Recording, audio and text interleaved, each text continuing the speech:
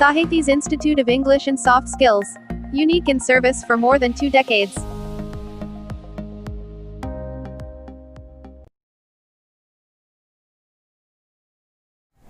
Hi friends, I welcome back to my class. In the previous class, we have learned all about simple present tense. Now we are going to learn something about simple past tense. Friends, ఇంతకుముందు present tense పూర్తిగా నేర్చుకున్నాము. ఇప్పుడు simple past గురించి నేర్చుకుందాము. దీని structures వచ్చేసి affirmative అయితే subject plus V2 ఉంటుంది. నెగటివ్ వచ్చేసి సబ్జెక్ట్ ప్లస్ డిడిన్ ప్లస్ V1 వస్తుంది. అయితే మనం ప్రజెంట్ టెన్స్లోనైతే ఇక్కడ డోంట్ డజంట్ రాసాము. ఇక్కడ డిడింట్ రాయాలి. డిడింట్నే డిడ్ నాట్ అని కూడా చెప్పొచ్చు. ఇక్కడ V1 వస్తుంది. అదే ఇంటరాగేటివ్ అయితే did plus subject plus V1 వస్తుంది. నెగటివ్ ఇంటరాగేటివ్ అయితే did plus subject plus not plus V1 కానీ, నాట్ డిడ్ ఒక చోట కనుక వచ్చినట్లయితే డిడిన్ ప్లస్ సబ్జెక్ట్ ప్లస్ V1 కానీ వస్తుంది. ఇది స్పీకింగ్లో యూస్ చేస్తాము. మరి మీకు డౌట్ వస్తుంది, ఇక్కడ V2 రాశారు పాస్ట్ టెన్స్ కాబట్టి ఇది ఓకే, మరి ఇక్కడ అన్ని V1లే వచ్చాయి కదా అని మీకు ఒక డౌట్ వస్తుంది. అయితే ఈ V1 మళ్ళీ ఇంకొకటి కూడా గుర్తుపెట్టుకోవాలి. ఇది అన్నిట్లో కూడా డూ ఫామే, అంటే రెండవది డస్ ఫామ్ కదా, అది రాదిగా. అయితే ఇలా ఎందుకు వచ్చింది అంటే మనము ఈ యొక్క ఫామ్లా కనుక గుర్తుపెట్టుకుంటే మీకు కన్ఫ్యూజన్ అనేటువంటిది రాదు. ఎందుకంటే డిడ్ కనుక వచ్చినట్లయితే అది ఆల్రెడీ పాస్ట్ టెన్స్లోనే ఉంది. ఆల్రెడీ పాస్ట్ టెన్స్లో ఉంటే దాని పక్కన వచ్చేటువంటిది ప్రజెంట్ టెన్స్లోనే రావాలి. అందుకే did plus V1 is equal to V2 అనమాట. అందుకే ఇక్కడ డిడ్ ఉంది, V1 ఉంది, కాబట్టి V2తో సమానం అయిపోతుంది. ఇక్కడ డిడ్ ఉంది, V1 ఉంది, ఇక్కడ V2తో సమానం అయిపోతుంది. ఇక్కడ డిడ్ ఉంది, V1 ఉంది, కాబట్టి V2తో సమానం అయిపోతుంది. ఇక్కడ డిడ్ ఉంది, ఇక్కడ V1 ఉంది, కాబట్టి V2తో సమానం అవుతుంది. సో డిడ్ ఉన్న కారణంగా పక్కన V1 రాయాలి తప్ప V2 కాదు అని గుర్తుపెట్టుకోండి. ఇక్కడ మరి డిడ్ లేదు కదా, లేదు కాబట్టి V2 రాసాం. ఒకవేళ ఇక్కడ కూడా డిడ్ పెట్టి V1 రాయొచ్చు కదా, మరి ఇక్కడ ఎందుకు V2 రాశారు అంటే అలా కూడా రాయొచ్చు. కాకపోతే దీని అర్థము దాని అర్థము వేరుగా ఉంటుంది. ఎవరైనా మాట్లాడేటప్పుడు నేను బల్లగుద్ది చెప్తున్నాను అంటారు కదా, ఆ సందర్భంగా ఇక్కడ V2 బదులుగా డిడ్ ప్లస్ V1 ఉపయోగించి చెప్పొచ్చు. ఓకే, ఇక ఈ టెన్స్కి సంబంధించి మనం కీవర్డ్స్ తీసుకున్నట్లయితే ఎస్టర్డే నిన్న, ద డే బిఫోర్ ఎస్టర్డే మొన్న, అవతలి మొన్న అనాలనుకోండి ద డే బిఫోర్ ఎస్టర్డే అని చెప్పొచ్చు. ఇక్కడ LAST లాస్ట్ తీసుకున్నట్లయితే గత అనే అర్థం వస్తుంది. లాస్ట్ వీక్, గత వారం, లాస్ట్ మంత్, లాస్ట్ ఇయర్, ఇలా లాస్ట్తో మొదలయ్యేటువంటి ఏ కీవర్డ్ అయినా పాస్ట్ టెన్స్ను సూచిస్తుంది. ది అదర్ డే, ఆ రోజున, అంటే గతంలో ఎప్పుడో ఒకప్పుడు అన్నట్టు. వన్స్, ఒకానొకప్పుడు లేదా ఒకప్పుడు. దెన్, అప్పుడు లేదా అప్పటి. ఎగో అంటే క్రితం, ఎ ఫ్యూ మినిట్స్ ఎగో, కొద్ది నిమిషాల క్రితం. ఏ వీక్ ఎగో, వారం క్రితం. లాంగ్ ఎగో, ఎప్పుడో వెనకట. ఇలా ఎగో అనేటువంటిది వస్తే అది కూడా పాస్ట్ టెన్స్ను సూచిస్తుంది. కొన్ని ఎగ్జాంపుల్స్ తీసుకున్నట్లయితే అతను నిన్న వచ్చాడు, హీ కేమ్ ఎస్టర్డే, ఎస్టర్డే లాస్ట్కి వస్తుంది. అలా కాకుండా అతను నిన్ననే వచ్చాడు అని చెప్పాలనుకోండి, అంటే ఏం చేస్తున్నాము, నిన్న అనేటువంటి టైంను ఫోకస్ చేస్తున్నాం. అలా చెప్పాల్సి వస్తే అది సెంటెన్స్ యొక్క బిగినింగ్లో చెప్పవచ్చు. ఎస్టర్డే హీ కేమ్ అని చెప్పవచ్చు. మొన్న వారు హైదరాబాదు వెళ్ళారు, they went to Hyderabad the day before yesterday. పోయిన వారము డాక్టరు సందర్శించలేదు, the doctor didn't visit last week. ఆ రోజున మీరు కలుసుకున్నారా, did you meet the other day. ఒకప్పుడు ఆయన డిగ్రీ చదివాడు, he studied degree once he studied degree. అప్పుడు ఆయన ప్రైమ్ మినిస్టర్గా ఉండెను, he was the prime minister then. వారం క్రితం నేను లాడ్జ్లో ఉన్నాను, I was in the lodge a week ago. ఈ విధంగా సెంటెన్సెస్ను కీవర్డ్ సహాయంతో మనము వాడుకోవచ్చు. ఇక ఎగ్జామ్స్కి అయితే క్వశ్చన్స్ ఎలా అడుగుతారు, వాటికి ఆన్సర్స్ ఎలా చేయాలి అనేటువంటిది తెలుసుకుందాం. అయితే అంతకంటే ముందు సింపుల్ పాస్ట్ టెన్స్ యొక్క యూసేజెస్ చెప్పుకుందాం. ఫస్ట్ గుర్తుపెట్టుకోవాల్సింది ఏంటంటే సింపుల్ పాస్ట్ అనగానే this is used to express completed actions, పూర్తి అయినటువంటి పనులను తెలియజేయడానికి వాడతాం. అయితే కీవర్డ్స్ మనం ఇంతకుముందు ఏవైతే చెప్పుకున్నామో ఆ కీవర్డ్స్ ఖచ్చితంగా వస్తాయి. అవి రాకుండా సాధారణంగా సింపుల్ పాస్ట్ టెన్స్ అనేటువంటిది యూజ్ చేయము. అయితే ఒక జాగ్రత్త కూడా తీసుకోవాలి. ఏంటి అంటే ఒక పని కంప్లీట్ అయ్యి పాతబడిపోయింది, ప్రజెంట్తో ఎలాంటి సంబంధం లేదు అనుకున్నప్పుడు పాస్ట్ టెన్స్ రాయాలి. ఇంకొకటి completed action with definite time. Definite time అంటే ఖచ్చితంగా టైం ఇంత అని మనం చెప్పగలగాలి. ఎస్టర్డే అన్నామనుకోండి బిఫోర్ 1 డే, లాస్ట్ వీక్ అన్నామనుకోండి last 7 days, a few minutes ago అన్నామనుకోండి ఏ ఫ్యూ మినిట్స్ అనేటువంటి ఖచ్చితమైనటువంటి టైంను కానీ లేదా దెన్ అని వన్స్ అని ఎలా పాతబడిపోయినవి అనేటువంటి అర్థంలో చెప్పటం కానీ ఉండాలి. అలా ఉన్నప్పుడు మాత్రమే అది కంప్లీటెడ్ యాక్షను సింపుల్ పాస్ట్ టెన్స్లో చెప్పాల్సినటువంటి విషయాన్ని మనం గుర్తించాలి. ఇక్కడ ఎగ్జాంపుల్స్ మనం గమనించినట్లయితే దెన్ అని ఉంది. ఇంకా దెన్ ఉంది కాబట్టి ఇది పాస్ట్ టెన్స్లో రాయాలి. బీ ఉంది కాబట్టి బీ ఫామ్ రాయాలి. మరి పాస్ట్ టెన్స్లో బీ ఫామ్ అంటే వజ్ కానీ వో కానీ వస్తుంది. ఇక్కడ వి కాబట్టి వీకి వో వస్తుంది. She dash not be a teacher once. ఇక్కడ వన్స్ అనేది కీవర్డ్, దాన్ని బట్టి పాస్ట్ టెన్స్ అని, బీ ఇచ్చారు కాబట్టి బీ ఫామ్ రాయాలని. అప్పుడు వజ్ కానీ ఓ కానీ వస్తుంది. నాట్ కూడా ఉంది కాబట్టి వజ్ ఉంటే వజ్ పక్కన, ఓ ఉంటే ఓ పక్కన వస్తుంది. షీ కాబట్టి వజ్ రాయాలి, వజ్ రాస్తాము. నాట్ షార్ట్ ఫామ్లో she was not a teacher once లేదా she wasn't a teacher once, రెండిట్లో ఎలాగైనా చెప్పొచ్చు. Dash you in the class yesterday.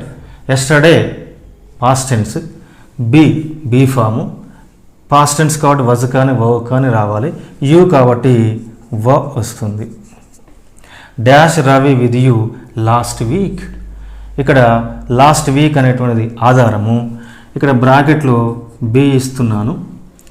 Ravi కాబట్టి హీ, ఇక్కడ వజ్ కానీ వర్ కానీ రావాలి. బీఫామ్ కాబట్టి బీఫామ్ కాబట్టి వజ్ కానీ వర్ కానీ వస్తుంది. రవి కాబట్టి సింగులర్ నెంబర్ కాబట్టి వజ్ వస్తుంది. They dash closed the shop last week. ఇక్కడ కూడా లాస్ట్ వీక్ అనేది ఆధారము. మనము ఇక్కడ క్లోజ్డ్ అనేటువంటిది V2 ఇచ్చారు, అంటే మెయిన్ వెర్బ్ ఇచ్చారు. అంటే మనం పాస్ట్ టెన్స్లో రాయాలనుకుంటున్నాం కాబట్టి మనకు V2 రావాలి.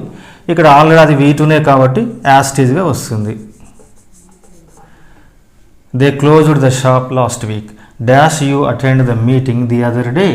ది అదర్ డే అనేటువంటిది పాస్ట్ టెన్స్ అనడానికి ఆధారము. ది అదర్ డేని యూజ్ చేసుకుని ఇది పాస్ట్ టెన్స్ అని, ఇంటరాగేటివ్ కాబట్టి did plus subject plus V1 గుర్తు తెచ్చుకోవాలి. 2 బ్లాంక్స్ ఉన్నాయి కాబట్టి మొదటి బ్లాంక్లోనేమో డిడ్ వస్తుంది, రెండవ బ్లాంక్లోనేమో V1 వస్తుంది. నెక్స్ట్ ఏ వీక్ ఎగో అనేది ఇది పాస్ట్ టెన్స్ను సూచిస్తుంది. We dash meet here a week ago కాబట్టి మనకు V2 రావాలి. మీట్ అనేది V1, V2 అంటే దానికి second form met. Dash they dash ask not you last year.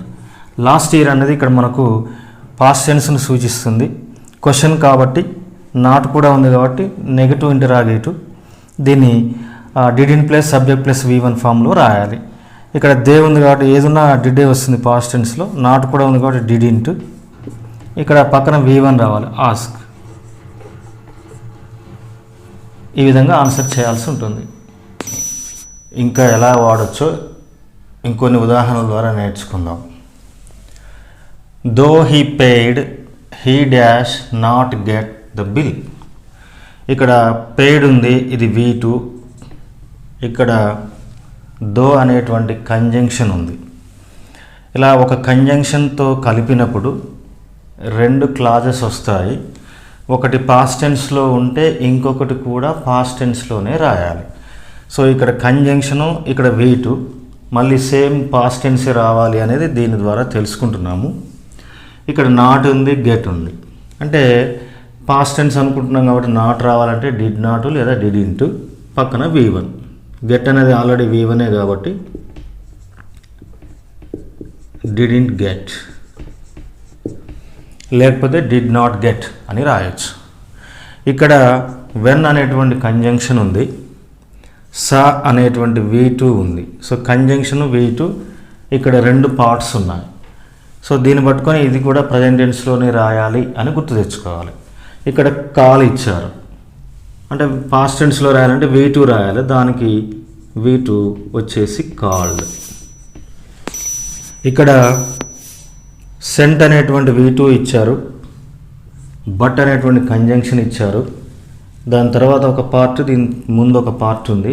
ఇది పాస్ట్ టెన్స్ కాబట్టి అది కూడా పాస్ట్ టెన్స్లోనే వస్తుంది. నెగ్లెక్ట్ అని ఉంది, అది V1, పాస్ట్ టెన్స్ అంటే V2 కాబట్టి దానికి V2 నెగ్లెక్టెడ్ అని రాయాలి. ఇక్కడ the purse dash steel yesterday, ఇక్కడ ఎస్టర్డే ఉంది కాబట్టి ఇది పాస్ట్ టెన్స్, స్టీల్ ఇచ్చారు కాబట్టి V2 రాయాలి. ఇది ఒరిజినల్గా ఇప్పటిదాకా నేర్చుకున్నది. కానీ ఇక్కడ మీరు గమనించినట్లయితే సబ్జెక్టు దగ్గర ద పర్స్ ఉంది, అంటే డూయరు పర్సన్ కాదు. అందుకని ఏం చేయాలి, ప్యాసివ్ వాయిస్ రాయాలి. ప్యాసివ్ వాయిస్ అంటే be form plus V3. Be form ఎలా రాయాలి, టెన్స్ను బట్టి రాయాలి. ఎస్టర్డే అనుకుంటున్నాము పాస్ట్ టెన్స్ కాబట్టి past tense be form was కానీ ఓ కానీ వస్తుంది.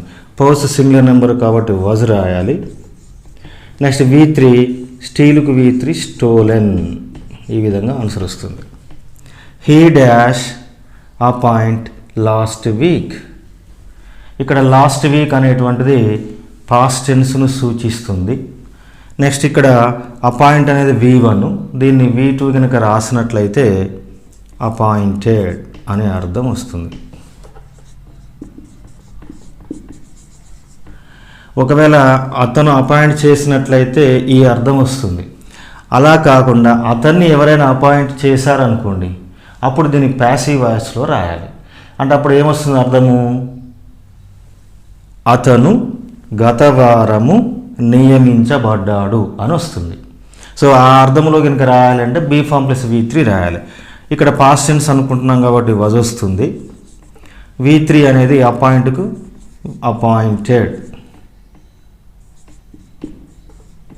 ఇలా గుర్తుపెట్టుకోవాలి. హీ అపాయింటెడ్ లాస్ట్ వీక్, గత వారము అతను నియమించాడు. He was appointed last week, గత వారము అతనిని నియమించారు. చూడండి, అపాయింటెడ్ అంటే అతను పని చేసినట్లుగా, వాజ్ అపాయింటెడ్ అంటే ఆ పని అతని కోసం చేసినట్లుగా ఇక్కడ గోచరిస్తుంది. ఆ డిఫరెన్స్ మీరు క్యాచ్ చేయండి. The house loan dash sanction not then, ఇక్కడ దెన్ అనేటువంటి దాంతో ఇది పాస్ట్ టెన్స్ అని, ఇక్కడ సబ్జెక్ట్ దగ్గర ఏముంది, ద హౌస్ లోన్ అని ఉంది, అంటే సబ్జెక్ట్ డూయర్ కాదు. అందుకే దీన్ని ప్యాసివ్ వాయిస్లో రాయాలి. ప్యాసివ్ వాయిస్ అంటే be form plus V3. Past tense అనుకుంటున్నాము, వజ్ కానీ ఓ కానీ రావాలి. లోన్ కాబట్టి సింగులర్ నెంబరు వజ్ వస్తుంది. అయితే నాట్ కూడా ఇచ్చారు కదా, అది ఏం చేయాలి, బీ ఫామ్ తర్వాత రాయాలి. నెక్స్ట్ V3 ఏంటి, శాంక్షన్కు శాంక్షన్డ్ అని వస్తుంది. సో ఈ విధంగా జాగ్రత్తగా కీవర్డ్స్, డూయర్ ఎవరు అనేటువంటి విషయాలను తెలుసుకొని ఈ విధంగా నేర్చుకోవాల్సినటువంటి అవసరం ఉంటుంది. సింపుల్ పాస్ట్ టెన్స్ను కొన్ని ప్రత్యేక సందర్భాలలో కూడా వాడతాము. యాజ్ ఇఫ్ అని, ఐ విష్ అని, ఇట్స్ టైమ్ అని, ఇఫ్ ఐ ఓ యు అని వాడతాం. అయితే యాజ్ ఇఫ్ అంటే ఒకరి వలె, ఐ విష్ అంటే అయితే ఎంత బాగుండు, ఇట్స్ టైమ్ అంటే చేయాల్సిన సమయం ఇది, ఇఫ్ ఐ ఓ యు అంటే నేనే నీ స్థానంలో కనుక ఉంటే, ఇలాంటి సందర్భాలలో వస్తుందన్నమాట. ఇవన్నీ కూడా ఒరిజినల్కు విరుద్ధం, అంటే నిజానికి ఆపోజిట్గా ఉంటుందన్నమాట. అది యాజ్ ఇఫ్ అంటే ఒకరి వల్ల ప్రవర్తించటం, నిజంగా వాళ్ళు కాదు. అందుకని ఇక్కడ బీ ఫామ్స్ కనుక రాయాల్సి వస్తే రెగ్యులర్గా వచ్చేటువంటి సింగులర్ నెంబర్ కాకుండా ప్లూరల్ నెంబర్ రాస్తాము. ఇది రెగ్యులర్కు విరుద్ధంగా ఉంది కాబట్టి ఇవి ప్రజెంట్ టెన్స్లో ఉన్న వీటి తర్వాత ఫాలో అయ్యేటువంటి వెర్బ్ మాత్రము పాస్ట్ టెన్స్లో పెడతాం. ఆ పాస్ట్ టెన్స్లో ఉంచడం వల్ల విరుద్ధమైనటువంటి అభిప్రాయం వస్తుందన్నమాట. సో ఇక్కడ యాజ్ ఇఫ్ చూసుకొని పాస్ట్ టెన్స్లో రాయాలి. బీ ఫామ్ ఇచ్చారు కాబట్టి వజ్ కానీ ఓ కానీ వస్తుంది. షీ కాబట్టి వజ్ రావాలి వాస్తవానికి, కానీ విరుద్ధంగా ఉంది కాబట్టి ఏం చేస్తారు, దీనికి ఓ రాస్తారు. ఇక్కడ I wish, I dash speak in English, నేను ఇంగ్లీష్లో మాట్లాడితే ఎంత బాగుండు అని అనుకోవడం అనమాట. ఇది V2తో రాయాలి. స్పీక్ V1, V2 వచ్చేసి స్పోక్ అనమాట. ఇట్స్ టైమ్, ఇక్కడ ఐ విష్, ఇక్కడ యాజ్ ఇఫ్. ఇట్స్ టైం అంటే ఏదైనా ఒక టైం అయినా కానీ చేయట్లేదు అనమాట. అది రిమైండ్ చేయడానికి ఇది చేయాల్సిన సమయము అని అనడానికి ఈ విధంగా యూజ్ చేసి చెప్తారు. It's time we dash studied seriously, మనము సీరియస్గా చదవాల్సిన సమయం ఇది. వాళ్ళు సీరియస్గా చదవాల్సిన సమయం అయినా చదవట్లేదు అనమాట. అది చెప్పడం కోసము పరోక్షంగా ఇది యూజ్ చేస్తారు. V2 రాయాలి, అది ఆల్రెడీ V2నే కాబట్టి సేమ్ యాజ్ ఇట్ ఈజ్గా రాసేస్తాం. If I dash be you I would say no, నేనే నీ స్థానంలో ఉంటే నేను నో చెప్పేవాడిని కాదు. సో ఇక్కడ బీ ఉంది, బీ ఫామ్ రాయాలి, వజ్ కానీ ఓ కానీ వస్తుంది, ఐ కాబట్టి వజ్ రావాలి. ఇది విరుద్ధంగా ఉంది కాబట్టి వజ్ ప్లేస్లో వ రాస్తాం. అలాగే ఫీల్స్ యాజ్ ఇఫ్ ఉంది కాబట్టి మళ్ళీ సేమ్ బీ ఉంది కాబట్టి ఓ వస్తుంది పైదాన్ లాగానే. If I dash be the CM I would give 1 crore rupees, నేనే సీఎం అయితే 1 కోటి రూపాయలు ఇస్తాను. సీఎం కావడము 1 కోటి రూపాయలు ఇవ్వడము రెండూ జరగవు. అందుకని బీ బదులుగా బీ ఫాము వజ్ రాయాలి. జరగదు కాబట్టి మనం ఇంతకుముందు అనుకున్నట్టుగా వజ్ బదులుగా వర్ రాయాలి. మరి ఇవన్నీ ఎందుకు అంటే మనం ఇంగ్లీష్ మాట్లాడేటప్పుడు మన మనసులో ఉన్నటువంటి భావాన్ని ఎగ్జాక్ట్గా ఎక్స్ప్రెస్ చేయాలి అంటే ఇవి తెలిసి ఉండాలి. ఎవరైనా ఇంగ్లీష్లో మాట్లాడారనుకోండి ఇవి యూజ్ చేస్తూ మనం అర్థం చేసుకోవాలి. లేదా కాంపిటేటివ్ ఎగ్జామ్లో అందరూ చేయగలిగేటివి చేసిన తర్వాత ఇలాంటి స్పెషల్ 1-2 ఇస్తారు. అవైతే ఎవరైతే చేస్తారో వాళ్ళకే ఆ సక్సెస్ అనేది వరిస్తుందన్నమాట. అందుకని ప్రతి విషయాన్ని మీకు కాంప్రహెన్సివ్గా కంప్లీట్గా చెప్పాను. వీటిని తగు విధంగా నేర్చుకొని దీని ద్వారా కలిగేటువంటి ఫలితాన్ని పొందుతారని ఆశిస్తూ ఈ వీడియో నచ్చితే లైక్ చేయండి, మీ ఫ్రెండ్స్ అండ్ ఫ్యామిలీ మెంబర్స్కు షేర్ చేయండి. ఈ ఛానల్ మొదటిసారి కనుక వీక్షించినట్లయితే సబ్స్క్రైబ్ చేయండి. నా వీడియోస్ ఎప్పటికప్పుడు మీకు నోటిఫికేషన్స్గా రావడానికి బెల్ ఐకాన్ని క్లిక్ చేసి ఆల్ అనేటువంటి ఆప్షన్ని ఎన్నుకోండి. Thanks for watching.